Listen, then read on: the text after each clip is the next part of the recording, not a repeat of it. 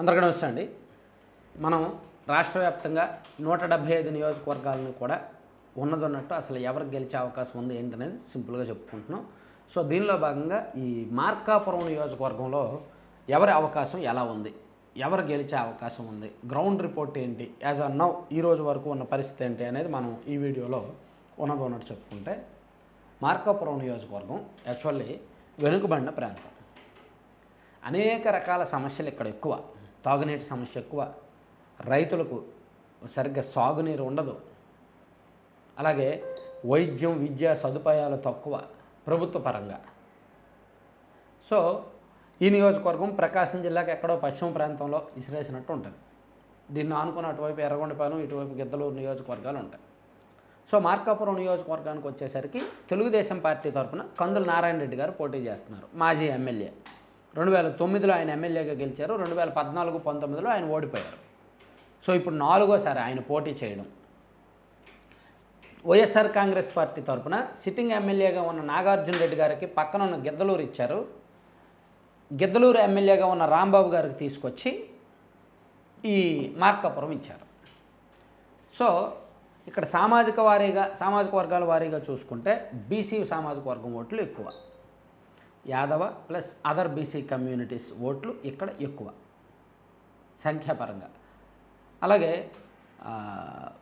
ఒక ప్రాంతంలో పొదిలి ప్రాంతంలో ముస్లిం ఓటింగ్ ఎక్కువ ఉంటుంది. మరో ప్రాంతం ఏముంది, మార్కాపురం టౌన్లో ఆర్యవైశ్య ఓటింగ్ ఎక్కువ ఉంటుంది. అలాగే పొదిలి ఇటువైపు కాపు సామాజిక వర్గ ఓటింగ్ కూడా అరౌండ్ ఒక 10,000 దాటే ఉండొచ్చు. అలాగే రెడ్డి సామాజిక వర్గ ఓట్లు కూడా దాదాపుగా ఒక 30,000కు పైగా ఉంటారు. 30-35,000కు పైగానే ఉంటారు. సరే, సామాజిక వర్గాలు సంఖ్యలు ఇవన్నీ పక్కన పెట్టేస్తే ఇది ఇక్కడ సమస్య కాదు. రెడ్డి సామాజిక వర్గం 35,000-40,000 కూడా ఉండొచ్చులే, కానీ అది సమస్య కాదు. కానీ సో ఇప్పుడు లీడర్షిప్ పరంగా, పార్టీ స్ట్రక్చర్ పరంగా, పార్టీ బలాలు బలహీనతల పరంగానే మనం డిస్కస్ చేసుకుంటే ఇక్కడ వైఎస్ఆర్ కాంగ్రెస్ పార్టీ బలం ఎక్కువ, సంస్థాగత బలం ఎక్కువ. వైఎస్ఆర్ కాంగ్రెస్ పార్టీ గ్రౌండ్ లెవెల్లో చాలా స్ట్రాంగ్గా ఉంది. తర్లుపాడు మండలం, మార్కాపురం రూరల్ మండలం, కొనకనమిట్ల, పొదిలి, మార్కాపురం టౌను, వాటి కాంబినేషన్ ఈ నియోజకవర్గం. కొనకనమిట్ల మండలంలో వైఎస్ఆర్ కాంగ్రెస్ పార్టీకి భారీ మెజారిటీ వస్తుంది. గత ఎన్నికల్లో మంచి మెజారిటీ వచ్చింది. ఇప్పుడు కొంత మైనస్ ఉన్నప్పటికీ మినిమం 5-6 వేలు మెజారిటీ అయితే కొనకనమిట్ల మండలంలో వైసీపీకి ఉంటుంది. పొదిలి గతంలో వైసీపీకి మెజారిటీ వచ్చింది, కానీ ఇప్పుడు 50-50 అయ్యే అవకాశం ఉంది. రెండు పార్టీలకు కూడా సమాన అవకాశాలు ఉండే అవకాశం ఉంది. ఎందుకంటే పొదిల్లో ఉన్న ఓటింగ్ అంతా కూడా అక్కడ సమస్యలు పరిష్కరించుకోవడం, అక్కడ ప్లస్ నారాయణ రెడ్డి మీద కొంత సింపతి అక్కడ ఉండడం, ఇవన్నీ కలిసి వచ్చాయి. కాబట్టి పొదిలి నియోజకవర్గం ఎంతో కొంత టీడీపీ వైపే ప్లస్ ఉండొచ్చు. ఇక మార్కాపురం రూరల్ నియోజకవర్గం, అక్కడ కూడా మేబీ రెండు పార్టీలకు ఈక్వల్ ఉంటుంది, లేదా అంత కొంత వైసీపీకే ఎడ్జ్ ఉండే ఛాన్స్ ఉంది. ఇక తర్లుపాడు మండలం వైసీపీకే మెజారిటీ వచ్చే ఛాన్స్ ఉంది. యాక్చువల్లీ ఇక్కడ రెండు పార్టీలు కూడా ఇక్కడ కూడా హోరాహోరీగా ఉంటాయి. పార్టీ స్ట్రక్చర్ పరంగా చూసుకుంటే టీడీపీకి బలమైన నాయకత్వం ఉండేది, కానీ గత 4-5 సంవత్సరాలుగా ఇక్కడ వైసీపీ ఈ సంక్షేమ పథకాల ప్రభావము, వెనుకబడిన ప్రాంతం కదా, సంక్షేమ పథకాల ప్రభావం ఎక్కువ పనిచేయడము, ఆ బీసీ ఎస్సీ వర్గాల్లో జగన్మోహన్ రెడ్డి గారి పట్ల అభిమానం ఉండడం, ఇవన్నీ ఉండడం వల్ల కాస్త వైసీపీ వైపు మళ్ళింది. సో మార్కాపురం టౌన్ మాత్రమే టీడీపీకి మెజారిటీ రావచ్చు. అయితే అన్నా రాంబాబు గారు ఆర్యవైశ్య కమ్యూనిటీ కావచ్చు, కాబట్టి ఆయన టౌన్ మీద ఎక్కువగా బేస్ అయ్యి రాజకీయం చేస్తున్నారు. కాబట్టి మార్కాపురం టౌన్ కూడా టీడీపీకి మినిమం ఒక 5-6 వేలైన మెజారిటీ వస్తే అది కొనకనమెట్లకి వైసీపీకి వచ్చే మెజారిటీతో ఈక్వల్ అయినా, పొదిలి, తర్లుపాడు, మార్కాపురం రూరల్ వీటిల్లో వైసీపీకి ఎడ్జ్ ఉంటుంది ఎంతో కొంత. పొదిలి చెప్పుకున్నాం కదా, అంటే 3 మండలాలు కలిపితే వైసీపీకే ఎంతో కొంత ఎడ్జ్ ఉండొచ్చు. సో ఇప్పుడు ఉన్న పరిస్థితి అయితే యాజ్ ఆన్ నౌ వైసీపీనే లీడ్లో ఉంది. కానీ ఇక్కడ వ్యక్తిగతంగా నారాయణ రెడ్డి గారి మీద సింపతి ఉంది. వరుసగా 2 సార్లు ఓడిపోయాడు కాబట్టి ఆయన కూడా తన పొలిటికల్ మార్కెటింగ్ మొత్తం, ప్రచారం మొత్తం చాలా సానుభూతితో, సెంటిమెంట్తో, ఎమోషన్స్తో, సింపతితో జనంలోకి వెళ్తున్నారు. కాబట్టి మీరు ఓట్లు వేయకపోతే నేను ఉండను, నేను చచ్చిపోతాను, నాకు ఇదే చివరి ఎన్నిక, ఒకసారి అవకాశం ఇచ్చారు, మళ్ళీ గెలిపించండి, నేను ఇచ్చేస్తా అని చెప్పి జనంలో రకరకాల ప్రచారం చేస్తున్నారు. కష్టపడుతున్నాడు, బాగా కష్టపడుతున్నాడు ఆయన.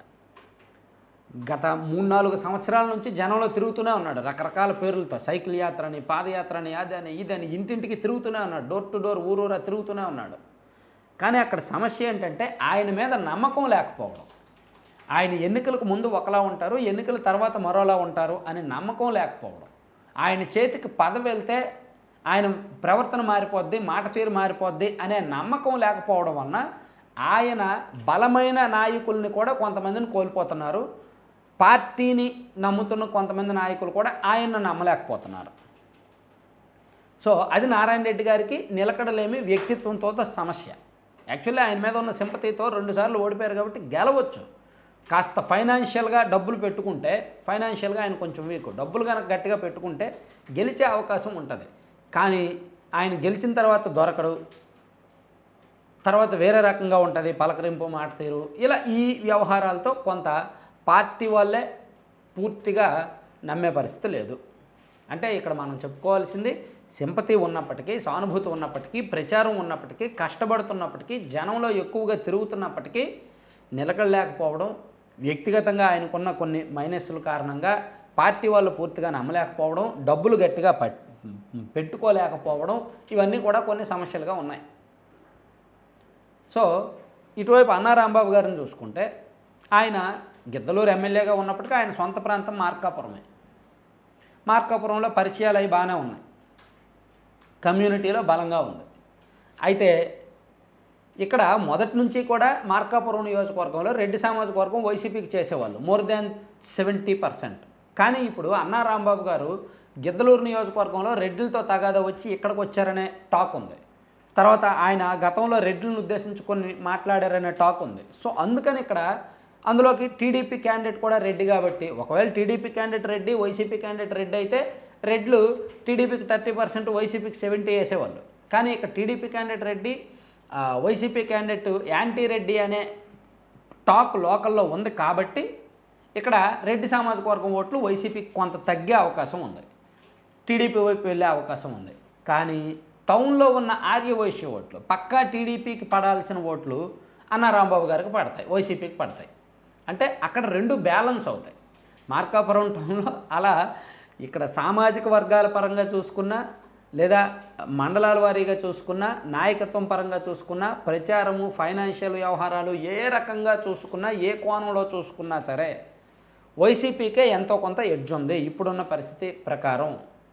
అయితే తెలుగుదేశం పార్టీకి అవకాశాలు ఉన్నాయి, కొన్ని అవకాశాలు ఉన్నాయి. ఆ అవకాశాలను వాడుకుంటే, జాగ్రత్తగా జనంలోకి వెళ్ళి నమ్మకం తెచ్చుకోగలిగితే కనీసం ఒక 2-3 వేలతో అయినా టీడీపీ బయటపడే అవకాశం అయితే ఉంది.